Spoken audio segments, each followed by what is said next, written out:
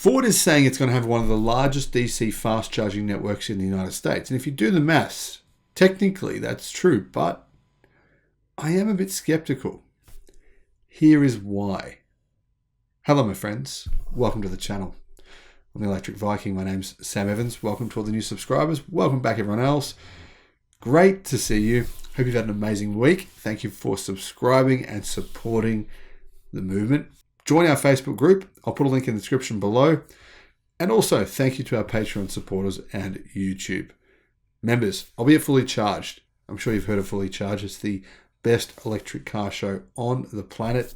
It's going to be in Sydney for the first time ever in March. I'll put a promotion code for a 10% discount on tickets to the show in the description below. I'd love to see you there. Plus, then I'll be in London the following month and in San Diego in October. Really looking forward to seeing and meeting as many of you as possible. Ford, they are definitely trying to ramp up their electric vehicle production. Of course, it's difficult. They're building factories. They're building battery factories. They're building universities where, you get my point. I call it Ford University, where they're building this enormous sprawling campus of different buildings. I'm not sure it's an efficient movement, but hey, it doesn't matter. The point is here, Ford is definitely trying to take electrification seriously, and part of that movement is forcing their dealers to invest. Now, 1,700 Ford dealers have agreed to invest around $1.2 million. Each of them will install 3 fast chargers. One of those has to be for the public. 2 of them the public can use potentially, but they're also obviously for dealer use, for maybe custom use as well. Technically, though, if you think about it, 3 charging stations for 1,700 dealers, that's a total of 5,100 fast chargers in, fairly populated areas. 5,100. But there's more to that because an additional 300 dealers have agreed to invest a smaller amount of money. So those ones will invest 1 charger each. So now we're looking at 5,500 fast chargers in North America. That's a pretty big number. Now, a lot of these dealers are, the ones that are holding out, the ones who haven't agreed, which is about 1/3 of all dealers, they're saying, you know what, this is too much money to invest, $1.2 million to sell your EVs. Now, the reality is you can invest less. You can invest $600,000 and install the 1 charger, but then you only get to sell 30 Ford electric cars per year. 30 per year. Yeah, what's that? Less than 3 per month. Less than 1 per week. It's not really feasible. So, if you sign up for that as a dealer, you're not going to exist in 10 years. Because if Ford's still around, which I think they will be, they're only going to be selling EVs. No one will want anything else because everything else is inferior. It's just a fact. It's just a fact that when a new product comes along and it's better, way better than everything else, people don't want the old thing anymore. And I think this in particular will apply to Ford customers more than anyone else. Because why? The most popular vehicle that Ford sell is a pickup truck. If you think about it, once we have long-range electric pickup trucks, which are only going to take a few years' time before the ranges get significantly longer, they're going to, customers and tradespersons, people that use these vehicles are going to go, these are way better than gasoline-powered vehicles. They're so much more convenient. We have a power station here, right? We can save huge amounts of money by having one of these vehicles versus a gasoline-powered vehicle. There's too many benefits. I really think that will be the area to electrify even quicker than other areas of the industry because there's just too many benefits for people who use their vehicle constantly, in particular for these kind of practical purposes.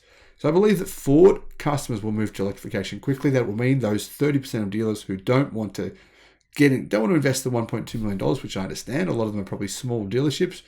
And that would be a huge amount of money for them, in particular in a time where everyone believes we're heading into a recession.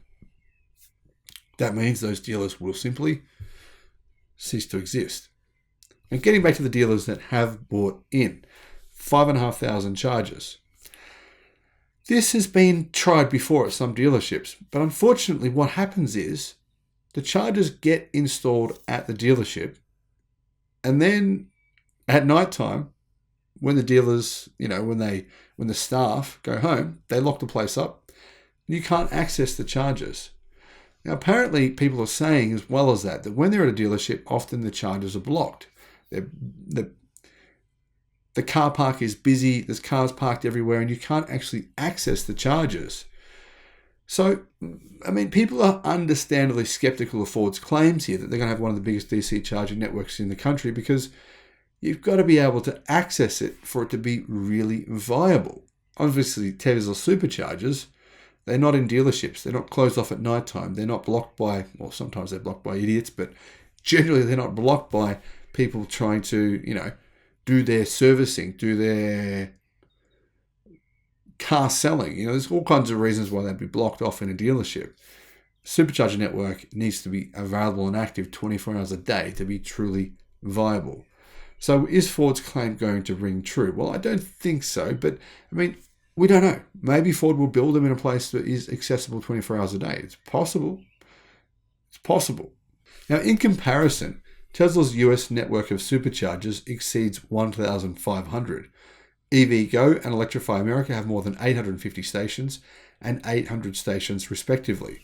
So if Ford did actually build these in places where they are accessible to the public and left them accessible 24 hours a day so that people could actually use them, they actually would have possibly the biggest fast charging network in the world in any one particular country. This would be the biggest. But those are big ifs.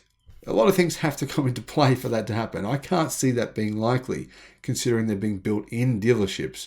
And I would say that would be within the boundaries of the dealership, which are very well protected at night time, so the cars aren't stolen. And I'm sure you've seen all videos recently over the past 6 months.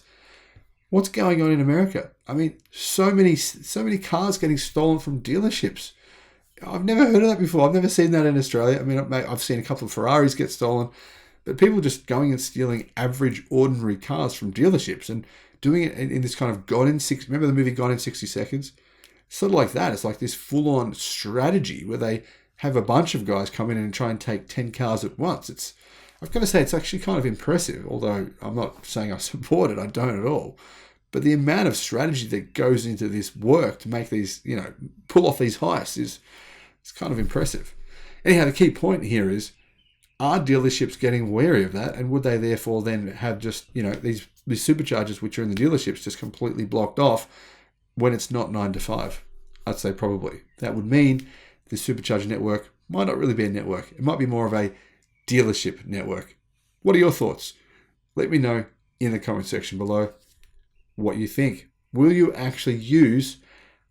seriously, serious question, would you use a fast charger if it was inside the dealership? Like, would you drive there in the middle of the day, drive into the dealership and park your car in the dealership at a fast charger and then drive away? Maybe you would. Maybe you wouldn't.